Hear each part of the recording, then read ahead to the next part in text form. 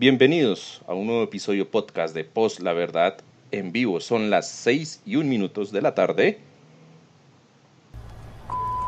6 de la tarde. Así es, son las 6 de la tarde. Iniciamos este episodio podcast de la tercera temporada de Post La Verdad de una vez con esta canción.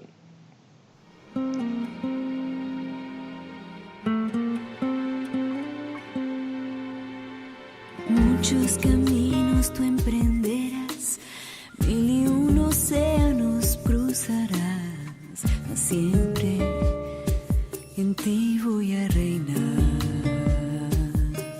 En cada calle, cada bulevar, te encontrarás buscándome, y en otros labios a mí me besarás. Tu fantasía loca al despertar, tu obsesión hasta delirar, me pensarás hasta enloquecer. Tu fantasía loca al despertar, tu obsesión hasta delirar, me pensarás hasta enloquecer. París, Berlín, Martinique, no hay distancia ya entre los dos, es pasión, locura sin fin.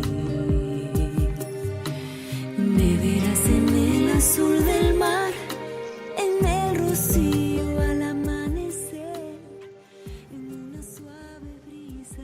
Y escuchando de fondo esta muy buena canción llamada Fantasía e interpretada magistralmente por Gabriela Anders, damos la bienvenida a este episodio podcast, no sin antes dedicar este programa en la memoria y en el acompañamiento a todas las víctimas del atentado terrorista que sucedió el día de hoy en Bogotá.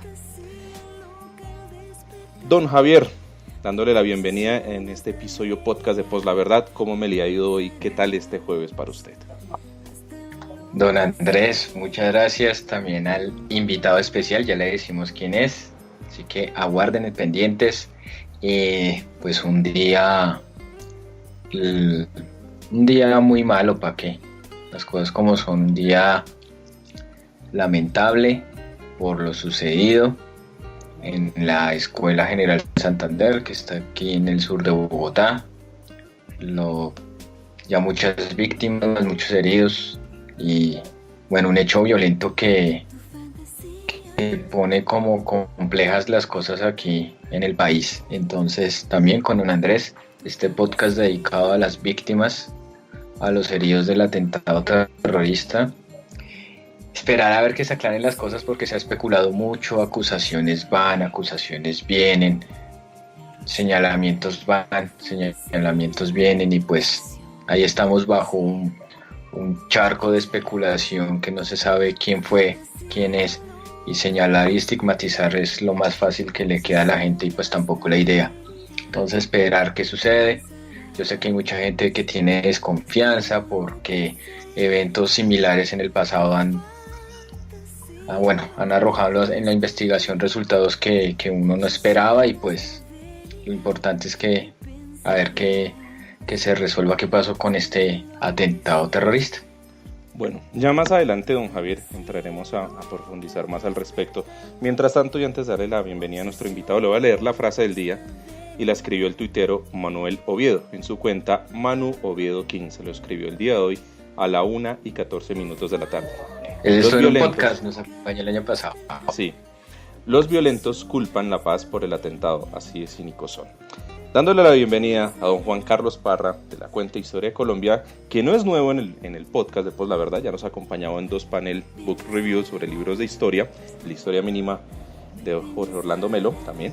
Ahí nos acompañó Juan Carlos Parra desde México, dándole la bienvenida a este episodio podcast. Don Juan Carlos, bienvenido, ¿cómo me le ha ido y cómo me le va? Hola, muy buenas tardes a todos, pues muchísimas gracias por la invitación. Retomando actividades después de unas vacaciones con la familia, ya comenzando el año en forma, y bueno, me uno al lamentable hecho, a las condolencias a todas las víctimas de lo fuertemente ocurrido el día de hoy, que deja mucho que pensar y pues acompañando de corazón a todos aquellos que sufren dolor indirecta o directamente por lo que ocurrió el día de hoy. Bueno, Juan Carlos, muchísimas gracias. Y mandándole un saludo a doña Diana Reuter, que nos saluda ya en el chat en Spreaker. Ella dice muy buenas tardes Diana. Un saludo rápido también a don Edgar Arroyo, el compositor de la canción, el jingle de Post La Verdad. Lo está en el Twitter, @ed_Barry, lo mismo a don David Ospina, diseñador del logo Post La Verdad. David _Ospina es el Twitter de él. Un saludo a don Cristian, de hecho en cali.com, quienes nos replican y nos suben el podcast de Post La Verdad. Gracias por hacer parte de Post La Verdad, por ayudarnos a hacer eco de estos podcasts que hemos sacado aquí con don Javier y con todos ustedes. Y bueno, empecemos de una vez el episodio podcast del día de hoy, aprovechando la presencia de nuestro invitado, que es don Juan Carlos, de la cuenta @Colombia_Hist, y es para hablar sobre lo siguiente. Charlemos de historia con don Juan Carlos, sobre la independencia de Colombia, sobre el tema de Duque, de los padres fundadores, y también sobre algo que ha hablado Duque desde su fecha de posesión, el pasado 7 de agosto, diciendo que en este 2019 se celebra el bicentenario de la independencia de Colombia, lo cual yo recuerdo en el 2010 también se celebró el bicentenario. Entonces, ¿cuál es el bicentenario oficial? ¿El del grito de independencia de 1810 o la batalla del puente Boyacá del 7 de agosto de 1819? Don Juan Carlos tiene todo el derecho al uso de la palabra. Muchísimas gracias. Muy bien, pues Colombia este año celebra el bicentenario. Han habido dos celebraciones. Una celebración que conmemora el grito de independencia de 1810. Y pues ese bicentenario es el momento en que se ejecuta la emancipación de la República, del primer inicio, el primer intento de iniciar una república conformada e independiente. En este año, en el 2019, pues se hace la celebración de los 200 años de la instauración de la República de Colombia.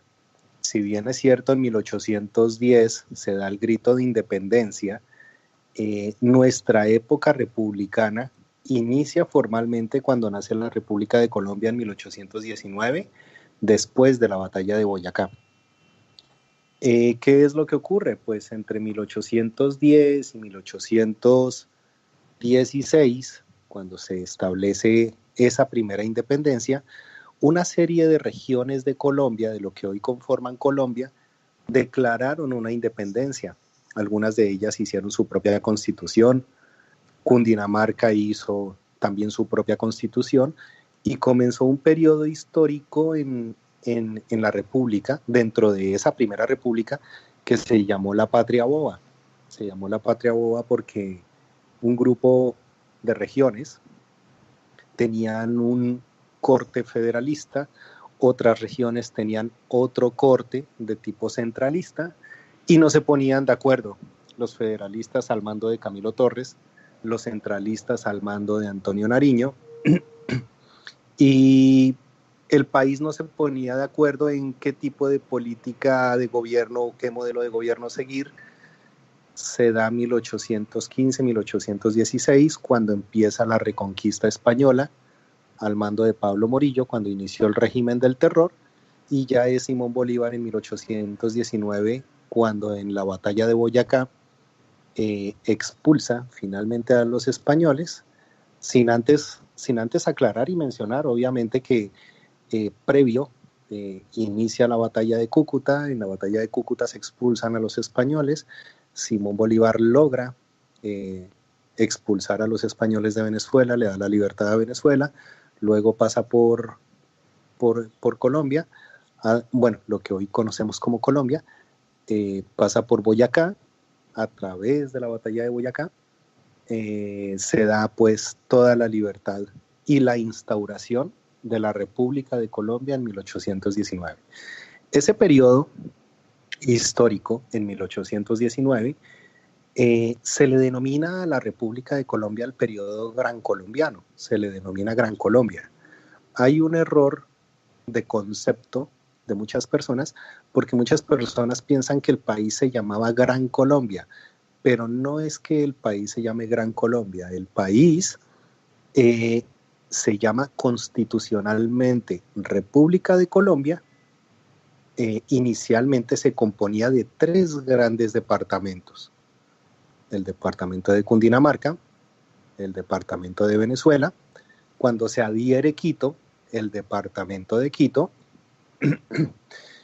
y básicamente toda esa extensión territorial era la República de Colombia, que a la postre cada una de las 2 regiones correspondientes a Venezuela y a Quito posteriormente hicieron un acta de separación y fue aprobada.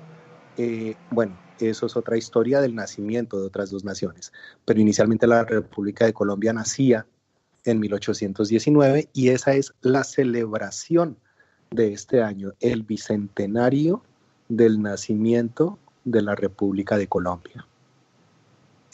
¿Alguna inquietud hasta el momento, Andrés? ¿O don Javier, alguna pregunta? No tengo Creo que ninguna está claro. pregunta, si está claro. Pues ya sería entrar en materia, o sea, Iván Duque dijo al secretario de Estado Mike Pompeo de los Estados Unidos que si no hubiera sido por los padres fundadores, Colombia no se hubiera independizado y que ellos que ellos ayudaron a Simón Bolívar. Entonces ahí se generó pues el debate de que si en verdad Estados Unidos ayudó o no.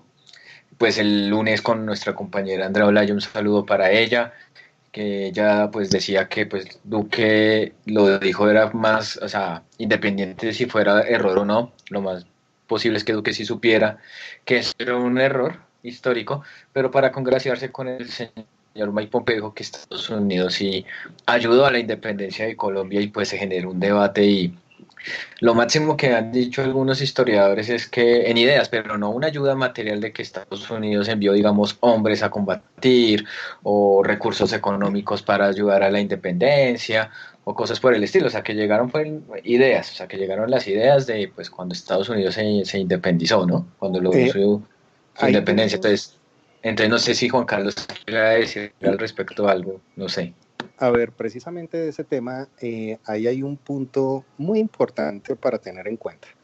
Estados Unidos, lo único que hizo de manera puntual y está registrado en los libros de historia, es el reconocimiento de la República de Colombia como nación en 1823. También lo hizo Inglaterra en 1823. ¿Qué significó?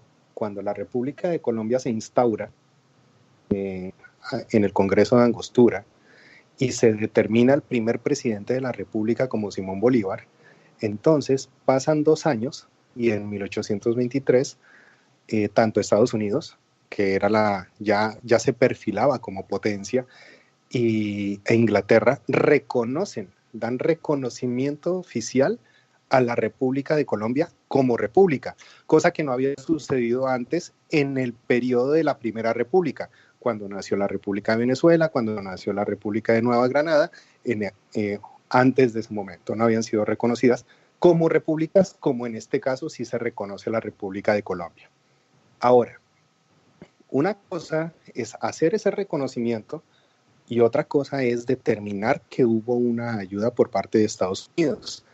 Y como tal, el ideario que tenía Estados Unidos como país independiente, el ejemplo que podían enmarcar las constituciones que habían tenido algunas regiones de Estados Unidos hasta que se conformó la Constitución de Estados Unidos, fueron el punto de partida y el ejemplo para poder crear las constituciones que se dieron desde 1810 hasta la definitiva de Colombia en 1819. Pero asimismo hay una serie de ideas en Europa y una serie de ideas napoleónicas que estaban gestando como ese caldo de cultivo para que se conformaran las repúblicas en América Latina.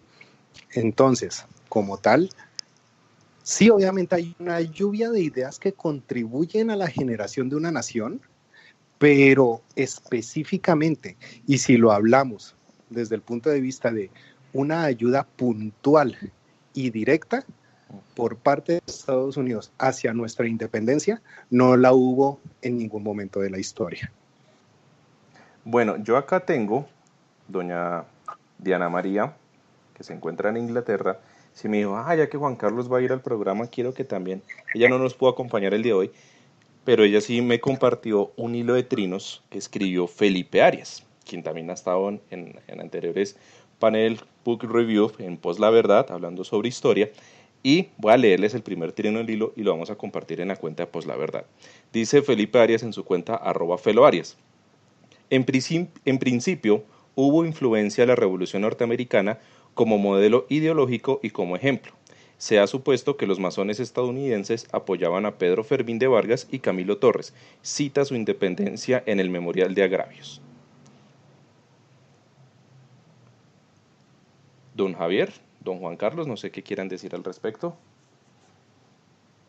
Sí, como respecto a lo que comenta Diana dentro de su trino, Felipe, dentro de su trino, es cierto, y vuelvo al mismo punto, ¿no?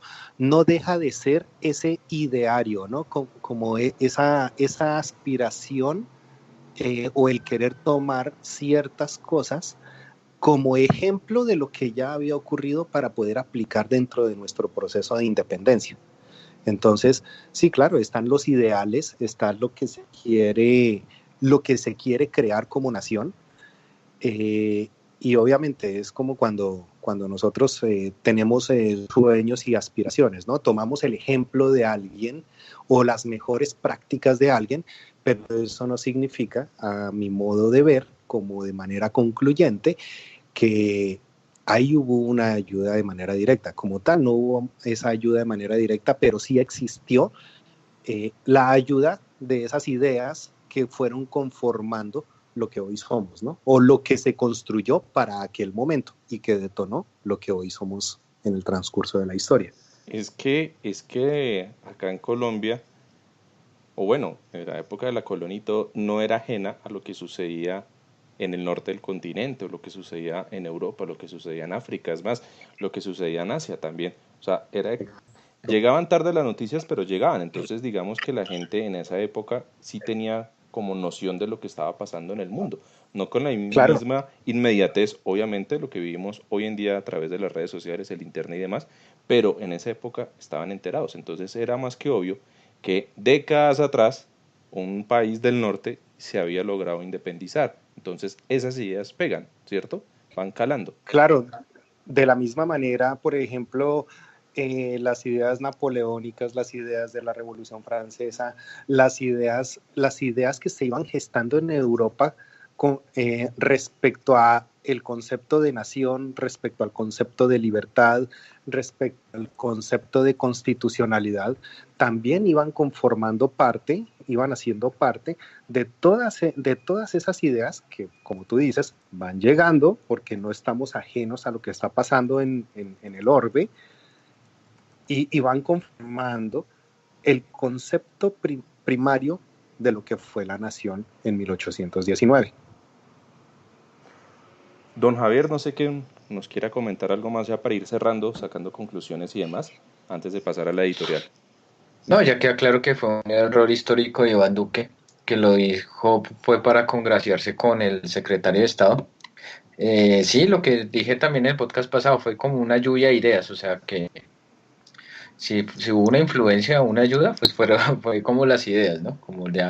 Como que se basaron en eso, miren, en otro lado hicieron así, ¿por qué no lo hacemos acá? O ¿qué se puede hacer ahí para lograr la independencia? Era esa.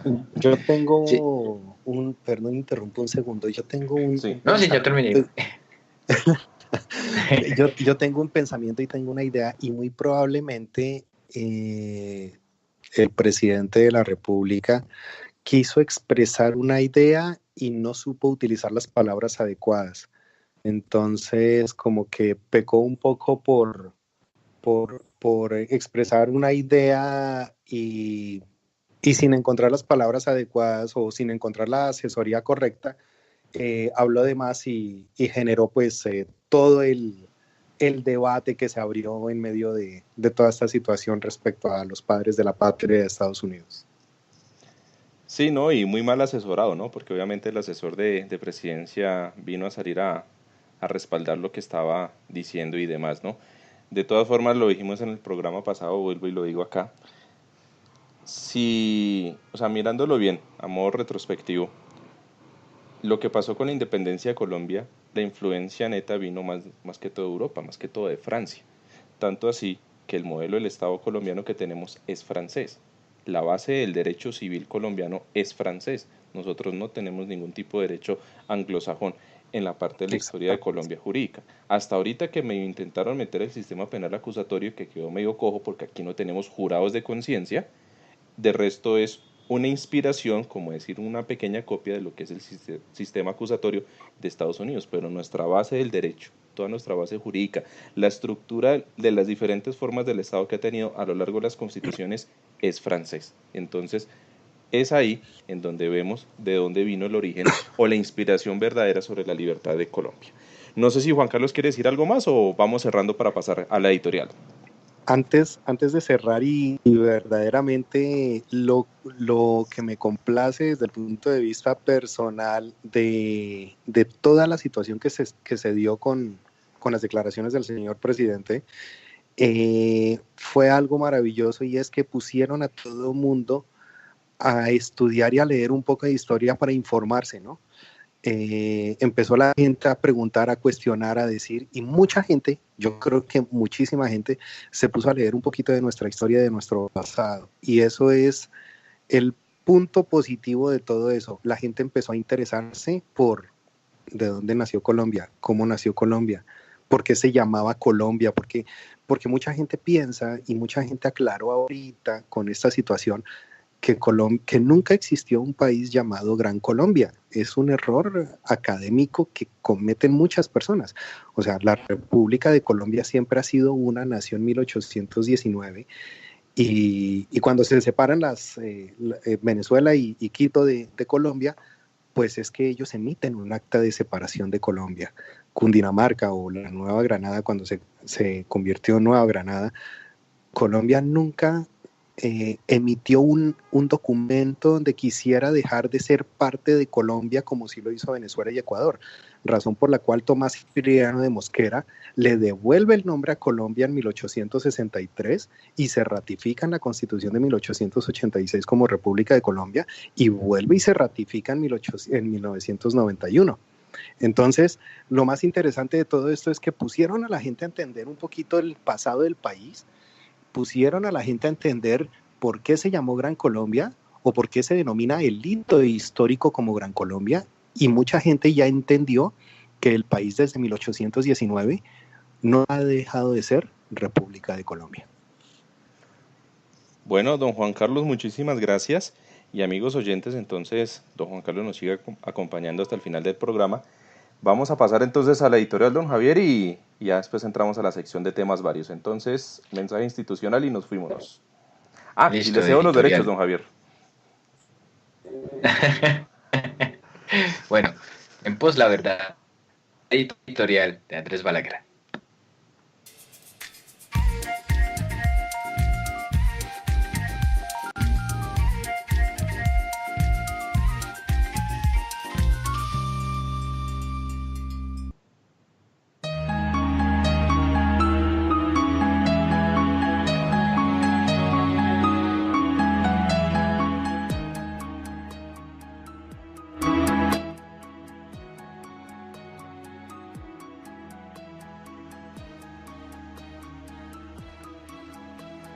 La editorial del día de hoy la he titulado La política homeopática. La medicina es una sola.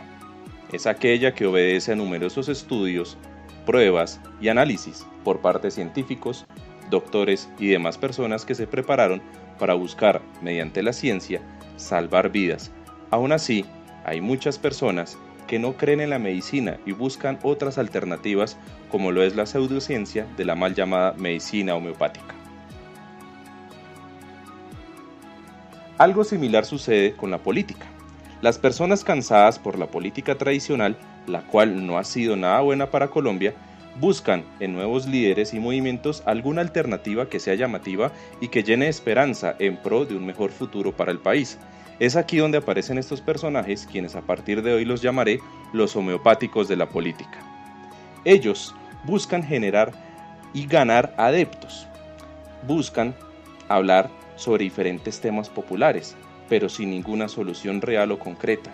Son expertos en cautivar a todos los incautos que se les aparezcan, llenándolos de ideas insulsas y poco prácticas. Es más, son respaldados por muchos periodistas y opinadores que por posar de alternativos ven en estos líderes una oportunidad para ganar seguidores que alimenten sus egos crecientes. Para esto, los periodistas que respaldan a estos políticos homeopáticos buscan otorgarles nombres y títulos que suenen light, que suenen chévere, que suenen alternativos, y que así y esa es la forma en que sacan calificativos como el visionario, el gerente, el candidato profesor, el matemático, el filósofo y demás remoquetes que consiguen que las personas cansadas y hastiadas de la política tradicional caigan redondos a merced de estos charlatanes políticos. Y sí, estoy hablando de políticos como Peñalosa, Fajardo o Mockus, por no incluir a otros como de Rux, Juanita Gobertus o Juan Carlos Flores, entre otros. Ellos buscan posar de alternativos, de dárselas que son la New Age, la nueva era de la política, con ideas, posturas y discursos elaborados al mejor estilo de la medicina bioenergética. Quieren hacerle creer a las personas que sus soluciones son las definitivas, cuando en realidad no dejan de ser esencias de alcohol diluido en agua para tomárselo en gotas, haciéndolas pasar como la cura definitiva frente a los males que se padecen. Actitudes así como la de ellos son propias de embaucadores, de vendedores que ofrecen la verdad a medias, que en sus exposiciones de motivos, como en los debates que participan y ni qué decir del lenguaje corporal que utilizan, no son capaces de fijar posiciones claras, buscando quedar bien con todo el mundo, mientras asumen poses de ser los más expertos y preparados y los que tienen las mejores intenciones para gobernar bajo un estilo chévere y moderno. Estos homeopáticos de la política llevan en la escena pública desde hace más de 20 años, por lo que de nuevos en el ámbito democrático no tienen nada.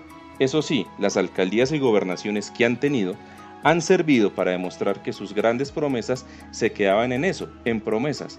Y es así que a pesar que sus gestiones no eran la gran cosa, los periodistas y analistas que los respaldan las exaltaban hasta el día de hoy, haciéndoles creer a muchos que Mockus o Peñalosa han sido los mejores alcaldes de Bogotá o que Fajardo fue la sensación como gobernador de Antioquia. Finalmente, quiero terminar este editorial haciéndoles una invitación a ustedes, y es a que reflexionen sobre qué clase de líderes tenemos, cuáles entrarían en esta categoría de políticos homeopáticos y qué alternativas pueden existir para empezar a tener personas en el escenario democrático que representen y actúen de forma eficaz en beneficio del bienestar común. Soy Andrés Balaguer y esta fue mi editorial hoy en Pos la Verdad.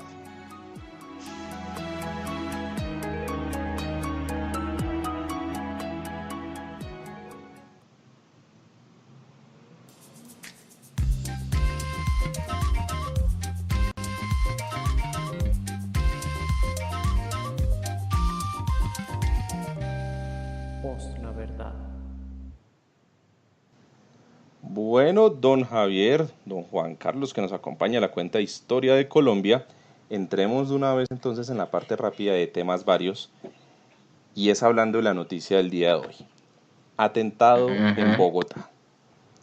Las Dos Orillas saca un titular diciendo que hace más de 9 años no se vivía un atentado de estas magnitudes en el país.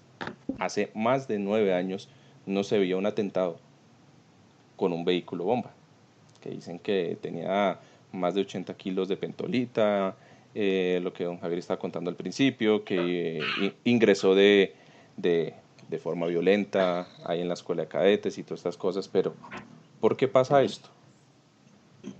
¿En qué se centró ahora la atención? ¿Cuáles fueron las posturas fijadas por parte del gobierno, de los congresistas que son del gobierno, ¿no?, de los que son de oposición y los que se hacen llamar alternativos o independientes? Don Javier. Pues bueno, se ha sabido que ya van 10 muertos, ya van más de 50 heridos. Bueno, cuando se supo la noticia fue que un carro dentro de la escuela explotó, pues se especulaba, se creía que era que el carro lo habían entrado a escondidas, entonces todos, pero si es uno de los lugares que hay un fuerte esquema de seguridad cómo logró entrar el carro. Ya después se supo fue que el carro pues iba a hacer su ingreso ahí y un perro antiexplosivos detectó que había material ahí explosivo. Al, al percatarse que el perro se dio cuenta, arrancó, atropelló a dos policías de la entrada, tumbó, bueno, como digo yo, ¿no? Entró a lo maldita sea a la escuela de policía, a la General Santander, y ya adentro, en un sector de residencia de mujeres, y que a la vez había un evento de, no sé si era de graduación de policía, bueno, había un evento a la vez también Sí, ahí, era de graduación. explotó. Explotó. Entonces, Fue como un ataque kamikaze, ¿no? sí, porque el conductor se murió, o sea, fue un ataque suicida, que eso es lo raro, ¿no? Bueno, ya pues solamente se ha averiguado que el dueño del carro, no se sabe si es que el dueño del carro efectivamente corresponde al autor material del atentado.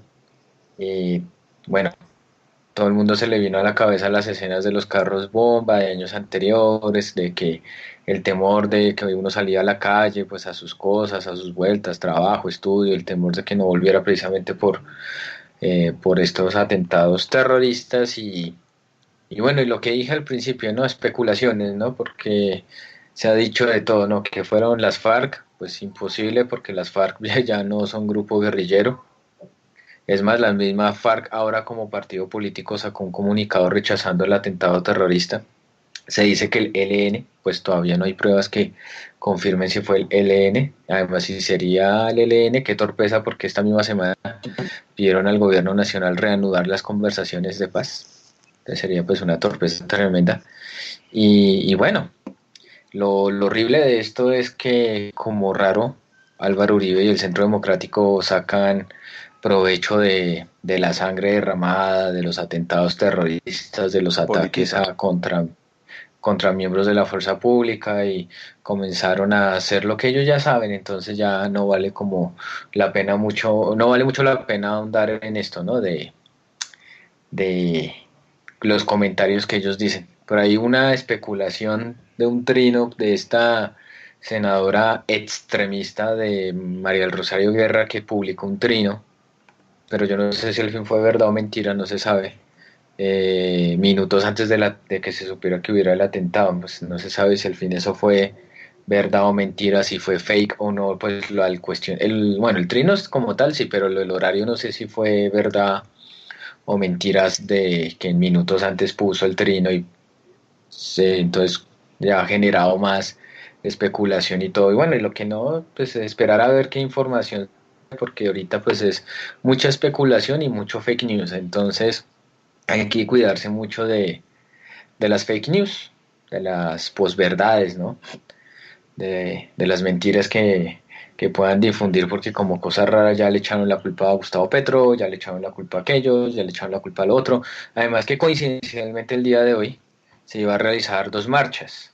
Una contra el Escuadrón Móvil Antidisturbios SMAT, que sí, que es una fuerza asesina, represora, que ya tiene muchos muertos y escándalos por mutilación de personas y entre otros abusos que ha cometido esta escuadrón de la Policía Nacional.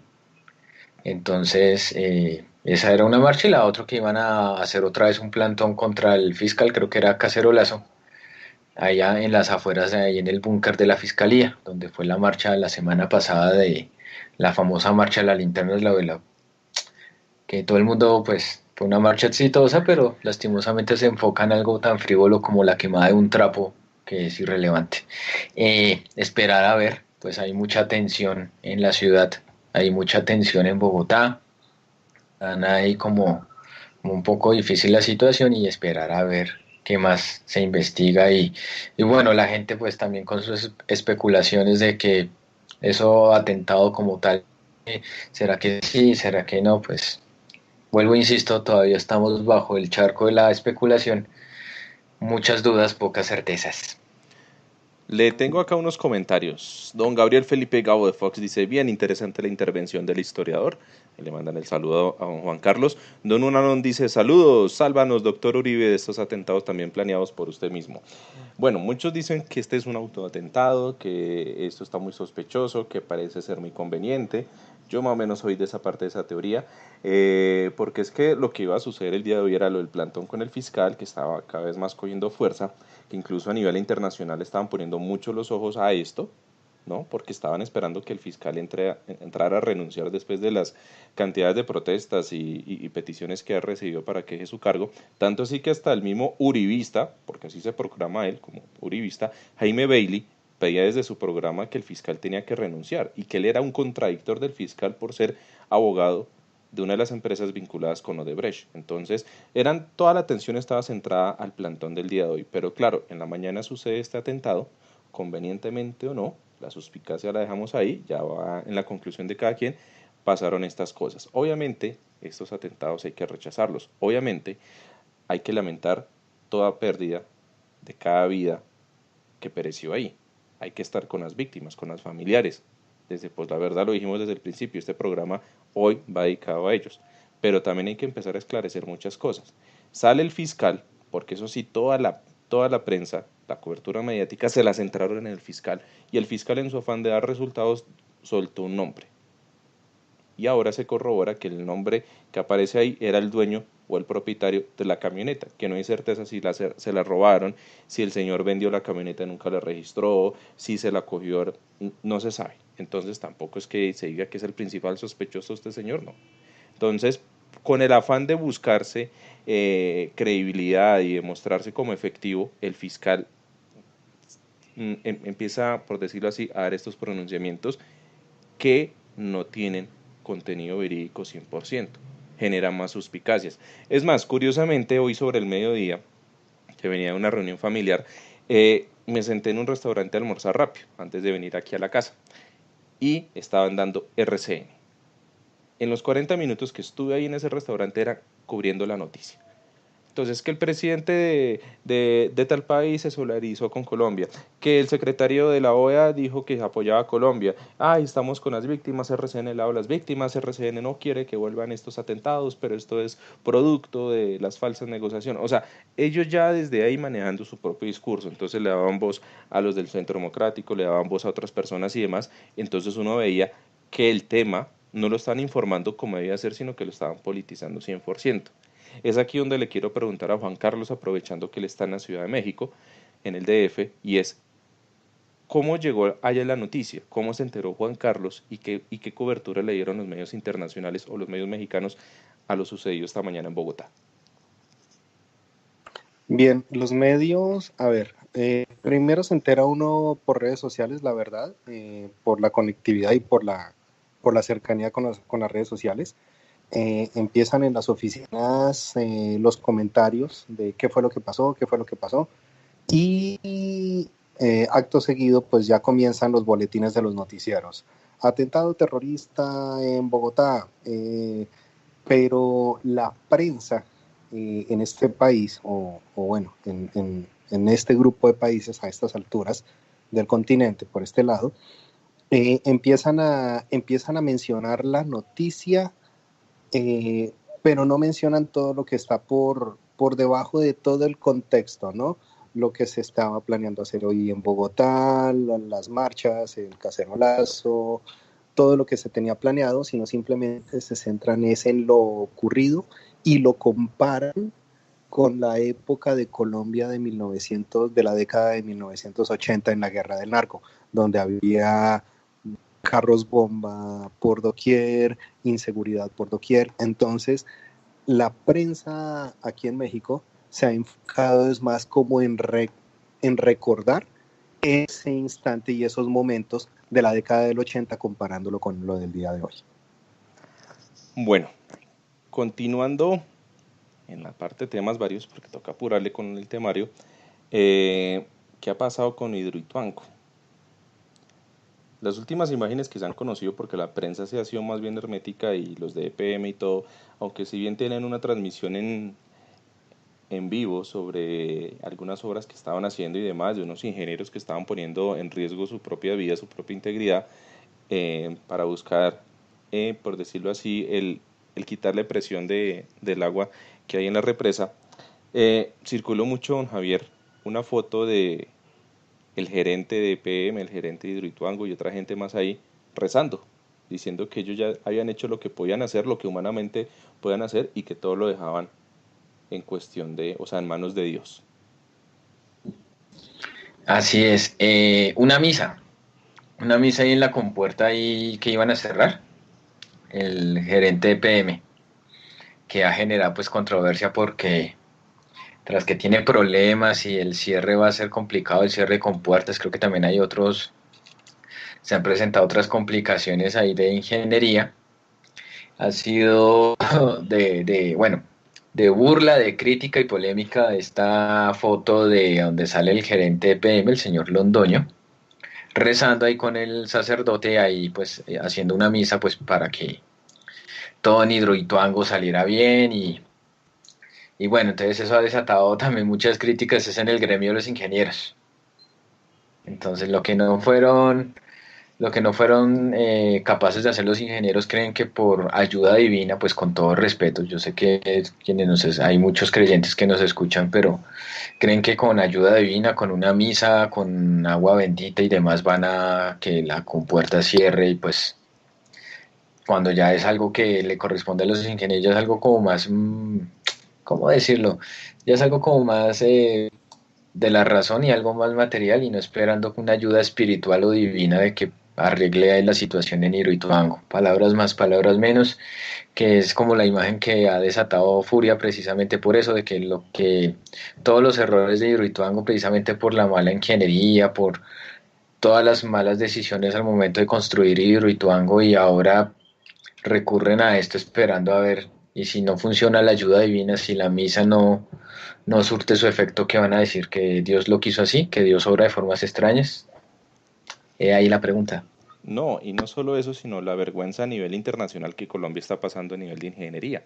Ya cumplimos el año de la caída del puente Chirajara, el puente en Santander que quedó todo acordeonado, los edificios que se han caído como el Space, el desastre de Hidroituango, el túnel de la línea, que a todas estas es el túnel más alto del mundo porque a nivel de ingeniería los túneles se hacen es en la base de las montañas, no arriba, porque la idea es ahorrar el trayecto, las demoras que conlleva el subir y el bajar, pero allá lo quisieron hacer más arriba para abaratar costos y llevamos ya 3 presidentes y nada que terminan con eso. No sé, don Juan Carlos, que nos quiera, si quiere complementar algo relacionado con el desastre de ingeniería civil colombiana, con lo de Hidroituango o con algo más. A ver, no tengo mucho que opinar al respecto, pero algo que sí puedo decir es, anteriormente teníamos una ingeniería muy pulcra, muy buena, De exportación. inclusive exactamente, tipo de exportación. No hace muchos años, estoy hablando de 20 años, 15 años hacia atrás, tenían que salir colombianos brillantes a construir cosas impresionantes, hacer labores de ingeniería en otros países, cerebros verdaderamente fugados. Y el día de hoy en Colombia carecemos y adolecemos de una serie de ingenieros, de una cantidad de ingenieros súper competentes que están haciendo cosas maravillosas en otras partes del mundo. Sin hablar tan lejos o sin mencionar tan lejos, tenemos puentes muy buenos que tienen más de 100 años, carreteras que tienen más de 35, 45 años, y al día de hoy es deprimente ver la ingeniería actual, cómo hace construcciones que simplemente pueden durar meses o están diseñadas para un periodo de vida, para utilizar simplemente un presupuesto de momento y luego pedir más presupuesto y más presupuesto. Ese es el problema, que la corrupción ha hecho que la ingeniería colombiana quede mal a nivel internacional, porque al no querer contratar a los mejores y con los mejores materiales, con los materiales que son, se busca lo más barato, se busca contratar con el amigo y demás, y pasa lo que pasa. Bueno, rápidamente, don Javier, ¿está alias Guacho muerto? ¿Tiene más vidas que un gato? ¿Es como un videojuego que lo matan y revive? como Jesús al tercer día revive. Yo no sé, lo de guachos, sinceramente, ya han matado como 20 guachos y sigue apareciendo y también eso ha generado muchas críticas contra Iván Duque porque precisamente él salió con su frase perdedora, que a todas estas es la frase perdedora del año pasado, el 2018, la de a Guacho se le acabó la guachafita y pues creo que la guachafita aún sigue. No han sido claros tanto los militares, bueno, Ministerio de Defensa como Medicina Legal en confirmar si al que han dado de baja si es guacho o no es guacho. Las pruebas de ADN dicen lo contrario, ahora no saben cómo explicar, ahí no es que no sé qué, entonces ahí no han sabido explicar muy bien si efectivamente dieron de baja a Guacho o si sigue vivo, O si como los si de la nada. guachafita son otros más bien. O si los de la guachafita son otros, o si la guachafita es que Duque se le inventó en la cabeza para justificar no sé qué cosas, pero bueno, no sé, realmente respecto a ese tema de Guacho no le creo nada a las fuentes oficiales, porque lo matan, después resulta vivo en otro lado, delinquiendo, atacando, secuestrando, matando y otra vez lo dan de baja y resulta que otras aparece y después muestran fotos de este sí es guacho y resulta que no es guacho, ahora las pruebas de ADN también desmienten a las autoridades, en fin, Le eso es ponen una otro guachafita nombre de pila que no definitivamente. es y demás. Ajá, son unas Y, guachafitas que no se las cree nadie. y es que todo esto pasa también porque por la crisis de credibilidad que tienen entidades como la Fiscalía, como el Ejército y la misma medicina legal, ¿no? Entonces, obviamente ahí estamos en plena incertidumbre. ¿Don Juan Carlos quiere comentar algo sobre lo guacho o seguimos? Sigamos, no tengo mucho que Listo. comentar al respecto. Sigamos rápido porque ya nos quedan rapidito antes de entrar a la sección de deportes. Don Javier, don Juan Carlos, reforma pensional aplazada hasta el 2020. Críticos y opositores y colaboradores de la reforma decían que el gobierno pidió aplazarla hasta el 2020 porque no quiere meter una medida impopular como una reforma pensional, el incrementar edad de pensión, el poner en mayor crisis a Colpensiones y demás, teniendo en cuenta que este año hay elecciones regionales de alcaldes, gobernadores, diputados y concejales. Entonces, que para no hacerse una mala imagen a nivel electoral, prefieren esperarse un poquitico las ganas y de clavarnos una nueva reforma, esta vez en materia pensional. No sé qué quieran decir rápido. Pues igual ya Carrasquilla sacó un paquete de medidas impopulares, ¿no? Van a privatizar Ecopetrol, reforma pensional.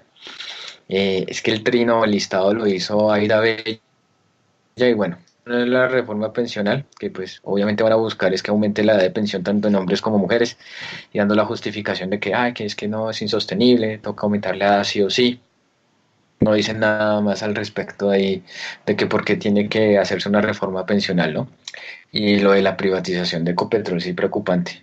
Preocupante que van a vender Ecopetrol. Toca ver más a fondo eso. Toca ver más a fondo eso. Comenzando que con Uribe fue que se empezó a la privatización de Ecopetrol, se empezó a hacer una economía social mixta, se empezó la primera emisión de acciones, después con Santos otra tanda y ahora otra vez con Duque. Van a lo mismo. Sí. Yo tengo una manera de poder predecir lo que puede ocurrir en Colombia y podemos ver, sin el ánimo de meterme en polémicas ni nada de eso, pero podríamos observar qué ha pasado con las reformas pensionales en países como México, como Argentina, para poder predecir lo que va a ocurrir en Colombia respecto al tema pensional. Es un tema muy crítico y es muy álgido y de mucha controversia. Igual con el tema de la privatización de los petróleos mexicanos, va a ocurrir, yo creo, podremos predecir que va a ocurrir algo similar en Colombia con la empresa colombiana de petróleos. Sí, obviamente ahí está el ejemplo internacional que tenemos. Hay que mirar esos espejos, hay que mirar esos caminos que han seguido otros países y buscar la forma de evitar cometer esos mismos errores. Bueno, finalizando esta parte, temas varios antes de entrar a deportes, don Javier, don Juan Carlos. polémica la postura del Centro Democrático al decir que solo alguien nacido en Bogotá puede ser alcalde. Si eso fuera así, no alcanzamos a hablarlo, pero sí. ¿Por qué apoyaron a alguien como Enrique Peñalosa que ni siquiera nació en el país? A Samuel Moreno, que ni siquiera es colombiano de nacimiento. Bueno, yo sí tengo acá, y eso hay que saberlo de antemano, ya están en pre-campaña, por decirlo así, 3 candidatos del Centro Democrático. Una señora concejal, Ángela, se me escapa el apellido, el otro concejal, Diego Molano, y el que era representante, sino que Álvaro Uribe lo señaló, Samuel Moreno iba a decir, Samuel Hoyos, aunque como que también es igual de malo a Samuel Moreno, entonces pilas con eso. Entonces están en ronda de medios. Estuvieron en RCN, estuvieron en Blue Radio, creo, ahorita en la W fue lo que dice don Andrés, que Vicky Dávila los puso con sus actividades brillantes, dinámicas, bueno, digo una palabra, digo un personaje, la primera palabra que se le venga. Entonces nombraron a Navarro Wolf, que él sí también por su lado está haciendo campaña para la alcaldía de Bogotá, y Diego Molano, el ahorita concejal, porque todavía no ha renunciado al consejo, dijo que pastuso, y que por ser pastuso no debería aspirar a la alcaldía de Bogotá, que solamente los nacidos en Bogotá, que Bogotá para los bogotanos, palabras más, palabras menos.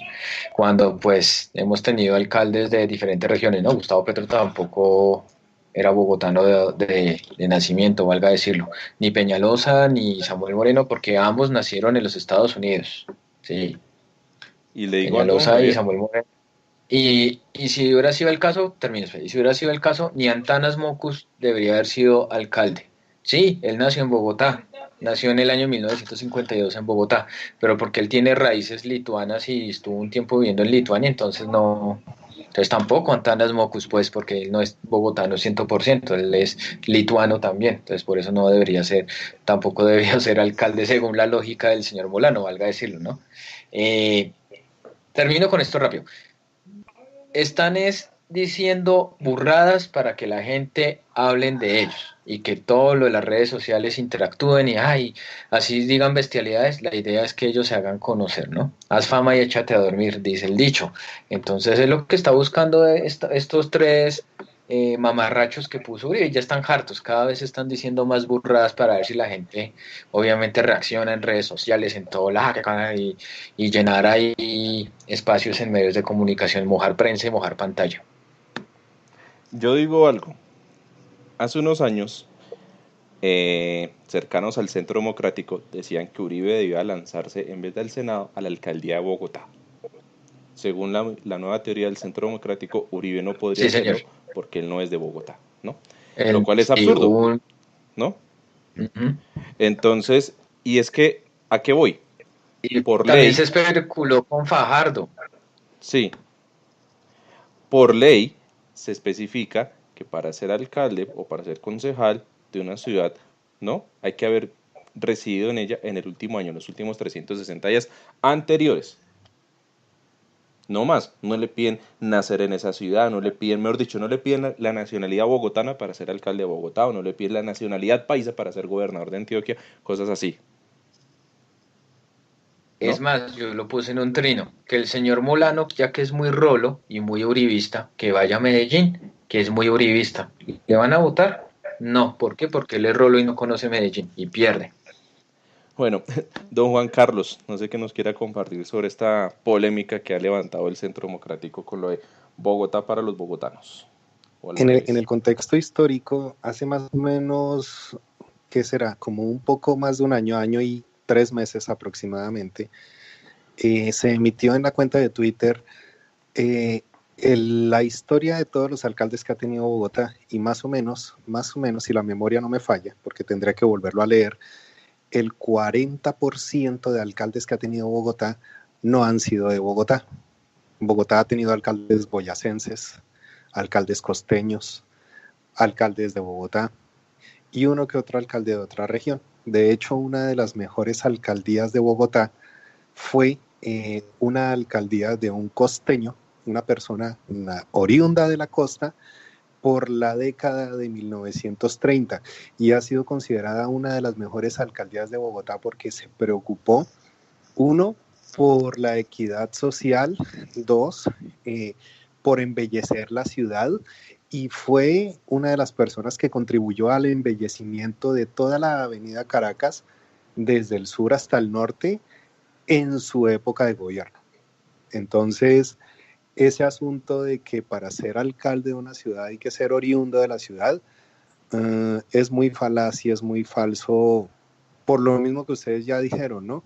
Hemos tenido alcaldes hasta que han nacido en el extranjero, que realmente, si lo comparamos con la Constitución mexicana, para ser alcalde, para ser senador, para ser presidente de la República, la persona tuvo que haber nacido dentro del país. Ahí está la connotación histórica, don Juan Carlos, muchísimas gracias. Y bueno, vámonos con este pequeño mensaje de Voces Post la Verdad y entramos a la sección deportiva. Primero vamos a saludar a doña Diana María desde Inglaterra. Doña Diana, ¿cómo vamos? Hola Javier, ¿qué tal Andrés? ¿Qué tal a nuestros dos invitados muy especiales? Bien, aquí como siempre trasnochando con ustedes. Le damos la bienvenida a Sara Tufano. Sara, ¿cómo vamos? Hola Javier, ¿qué más? Todo bien y pues muchas gracias por invitarme nuevamente al podcast. La verdad. Y bueno, aquí escuchamos en Voces Post la Verdad la voz de doña Diana María, nuestra habitual compañera, y también de Sara Tufano, columnista del Tiempo. Y entramos entonces en la sección de Hablemos de fútbol y otros deportes, no sin antes leer unos comentarios. Doña Alenia Ardila dice saludos. Hola Alenia, ¿cómo estás? Don Germán, le mandan un saludo a don Javier y dice que agrada. Bueno, léalo usted, don Javier. Dice, qué agradable oírlos nuevamente, muchachos. Ese 10 Years Challenge, bueno, el reto de los 10 años.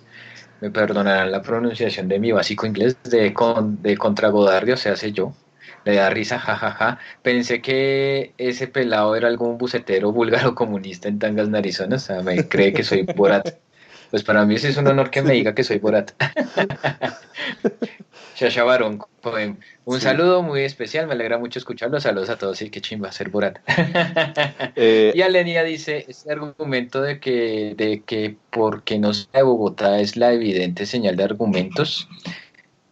Y la defensa de la indefendible alcaldía de Peñalosa, lo leí tal como está. Entonces, sí que hablando sobre el tema aquí, la polémica de Molano contra Navarro. Y otra cosa que se me olvidó decir ya para cerrar. Hay una tirria entre uribistas y pastusos por el tema del carnaval de negros y blancos, lo de los años viejos, ya lo hablamos. Entonces, está en el podcast anterior. Y también darle un saludo a Marcela Chacón, que hizo, habló con el maestro, el que hizo el año viejo de Duque Marranito, con el señor Ciro Meneses, que es el maestro que elaboró ese año viejo, el cual desató la ira del uribismo. Spreaker, Post la Verdad, encuentran ahí las entrevistas. Rápido, vamos a la sección deportiva. Colombia, Sub-20, debutó en el sudamericano que se está jugando de la categoría en Chile, en Rancagua, el Estadio El Teniente, sí, así se llama el Estadio El Teniente, perdió 1-0 con Venezuela. Increíble, pero cierto, fue la feria del desperdicio. Colombia se comió como 80.000 goles y Venezuela tenía un jugador menos, un tiro libre, gol. Colombia perdió su partido debut y ahora le toca jugar este sábado a las 3 de la tarde más o menos, 3:15, nada más y nada menos que contra Brasil. Entonces, le tengo un rumor de Queiroz.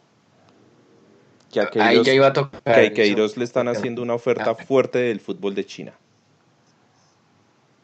O sea, le salió rival a la Federación Colombiana de Fútbol. A propósito, ahorita están en los Emiratos Árabes, que se está disputando la Copa Asiática de Naciones. Irán clasificó, quedó de primeras en su grupo, con 7 puntos, liderando el grupo D.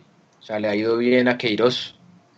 Y los señores de la Fede Fútbol, Yesurún y demás, están en Emiratos Árabes buscando a Queiroz para que ya después de que termine el contrato con Irán, que lo termina el 1 de febrero, ya cuando se acaba la Copa Asiática, independiente como quede, si queda campeón y todo, pues si logran convencer a Queiroz, sería el nuevo DT de la selección colombiana de fútbol, que ya hay muchas voces de resistencia, típico de entrenadores colombianos diciendo que este señor es ultra defensivo, que este señor no ha ganado nada, que este señor que ha hecho, que que por qué él y no otro. Bueno, lo mismo que pasó con Peckerman, está pasando ahora con Queiroz. Con eso lo digo todo. Esperar a ver. Bueno, ya dije, debutó mal con Colombia y los que querían a Arturo Reyes como DT de la selección mayores ya están cambiando su opinión después del partido de hoy. De Bueno, verdad, pero de quedan verdad. buenas opciones como Sarmiento, Pedro Sarmiento o Gamero para ser técnicos de Colombia. No, antes no dijo que Jorge Luis Pinto. No, porque él está encartado allá en Millonarios. Perdió feo, ¿no? Pero perdió, exacto, vamos con el torneo FOTS, América le ganó 1-0 a Nacional y Santa Fe goleó a Millonarios 3-1. Ahorita empieza Santa Fe Nacional y mañana es América Millonarios, que ojalá gane Millonarios y el domingo, pues la gran final del torneo FOTS, toca ver cuáles son los dos mejores equipos del cuadrangular, se van a jugar ahí la final el domingo en horas de la tarde en el estadio El Campín. Bueno, revanchita, Jason Murillo jugó con Barcelona el partido de vuelta de la Copa del Rey, perdió el partido de día 2-0 por culpa de Murillo y ahora pues con Messi remontaron y eliminaron al Levante y ya pasaron a los cuartos de final de la Copa del Rey. El resultado sorprendente fue la eliminación del Atlético de Madrid del Cholo por el Girona. En el Girona juegan dos colombianos, aunque pues uno de los colombianos está lesionado, que es Johan Mojica, el lateral izquierdo. Bernardo Espinosa, el central, el central sí está ahí jugando con el Girona. Y bueno, ciclismo. Peter Sagan ganó la tercera etapa del Santos Tour Down Under, perdón. Ahí está corriendo Harlinson Pantano, que va en la casilla 70, el único colombiano que está disputando esta carrera, que si no estoy mal, creo que es en Australia, esta carrera. En Australia, sí señor, en Australia, y que abre el World Tour 2019 de la UCI. Entonces, Peter Sagan ahí demostrando porque es uno de los mejores embaladores del mundo. Y ya para cerrar, aquí en otros deportes, Djokovic avanzó a tercera ronda en el Abierto de Australia, lo mismo Serena Williams en mujeres, y Fabio Aru en ciclismo dijo que correrá el Giro Italia, y Falcao volvió a jugar en la liga francesa después del fallecimiento de su papá, casi hace gol, pegó en el palo, era un golazo, pero empató con el Niza 1-1, además que era duelo de dos viejos grandes del fútbol francés, Patrick Vieira, director técnico del Niza, y Thierry Henry, director técnico del Mónaco. Uy, y listo. Uy, bueno, eso. Y bueno, que gane patadas 1-1. Toca preguntarle a don Juan Carlos, bueno, por ahí me dijeron ya de qué equipo es hincha, ¿no? Que él, a pesar de la distancia y todo su corazoncito, así tenga la sangre roja, es bien azul de Millonarios, ¿cierto, don Juan Carlos? Rojo es mi corazón como mi santafecito lindo campeón. Y ahorita juega contra Nacional, ya empezó, yo creo que ya empezó el partido, empieza ya a las 7. No demora en comenzar el partido, pero no, la verdad, una cosa es el torneo Fox, que es un torneo pues como de pretemporada, de amistosos, sí. Y toca esperar a ver cómo se comporta. Toca esperar a ver cómo se comporta el equipo en el torneo completo. El único reto que tiene Sanguinetti en este año es ser campeón del torneo. No tiene otra, porque ya nos sacó de todos los torneos internacionales. Bueno, aprovechando la presencia de Juan Carlos y don Javier, con Millonarios, sí. Quiero hacerles una propuesta. Ahí está, la dejo al aire y ustedes mirarán cómo se agenda y cómo la materializamos. Háganse un podcast o una serie de podcasts sobre historia del fútbol colombiano, aprovechando los conocimientos de historia de Juan Carlos y lo que don Javier sabe de fútbol colombiano. Ahí les dejo la idea. Juan Carlos, muchísimas gracias por habernos acompañado en este episodio de podcast. ¿Cuál es la cuenta de Historia de Colombia? Gracias por seguirnos, gracias por escucharnos, gracias por estar con nosotros, por compartir este tiempo acá. Nos alargamos ya, vamos alargados 4 minutos, ya vamos a terminar. Así que, don Juan Carlos, muchísimas gracias. Pues muchísimas gracias a todos, muchísimas gracias por esta invitación. Yo siempre muy agradecido por estar con ustedes disfrutando un buen rato. Y pues a todas las personas que nos están escuchando, no dejen de seguir la cuenta de Twitter @Colombia_East, en donde podemos encontrar pues daticos interesantes de nuestra historia y de nuestro país. Y lo que se busca en la cuenta es verdaderamente rescatar sentido de pertenencia, cultura y amor por nuestro país, nada más. Gracias a ustedes como siempre por invitarme. Gracias, Juan Carlos. Bueno, don Javier, el famoso Contraguarre, muchas gracias por estar con nosotros. Próxima emisión a cargo de don Javier. el día lunes 21 de enero ya pasamos la mitad del mes, así que don Javier, muchas gracias. A Juan Carlos, muchas gracias por la invitación y si ahí echaremos cabeza de lo del fútbol colombiano, historias del fútbol colombiano. Don Andrés, muchísimas gracias. A los oyentes, muchísimas gracias. Y hasta el lunes 21, todos somos Post La Verdad.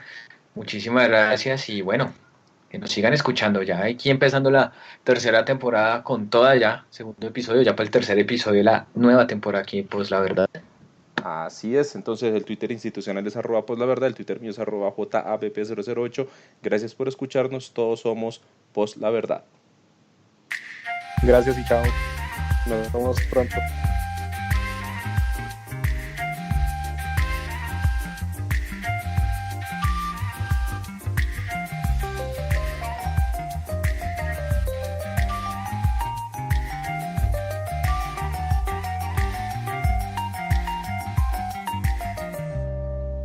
Post La Verdad.